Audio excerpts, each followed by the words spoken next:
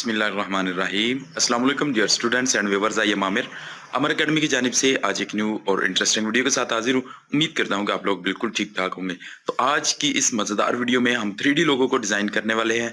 3D लोगो किस तरह से क्रिएट किया जाता है, आप लोगों ने इसको अच्छे तरीके से समझना है।